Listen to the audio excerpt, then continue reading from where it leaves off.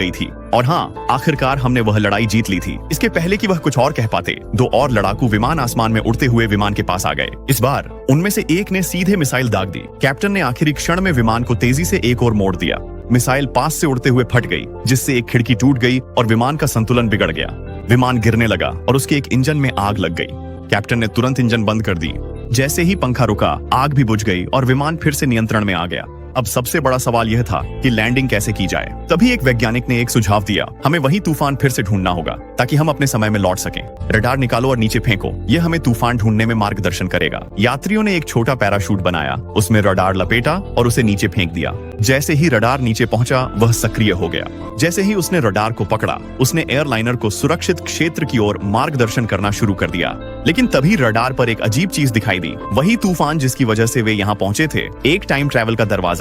अब विमान का ईंधन भी लगभग खत्म हो चुका था और इस कठिन समय में कैप्टन ने एक बहुत ही साहसी फैसला लिया। वह दुश्मनों के बीच से होते हुए विमान को सीधे फिर से टाइम ट्रैवल वाले तूफान में ले गया। जैसे ही विमान अंदर गया, वह जोर जोर से हिलने लगा। हर जगह अफरा तफरी मच गई थी। कुछ देर तक तेज झटकों को सहने के बाद जब वे दूसरी तरफ निकले तो वे वापस अपने आधुनिक संसार में थे। सभी यात्री सुरक्षित थे। विमान को बहुत सावधानी और धीरे धीरे उतारा गया।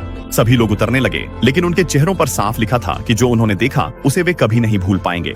तो बताइए दोस्तों, अगर आपको टाइम ट्रैवल करने का मौका मिले तो आप किस युग में जाना चाहेंगे?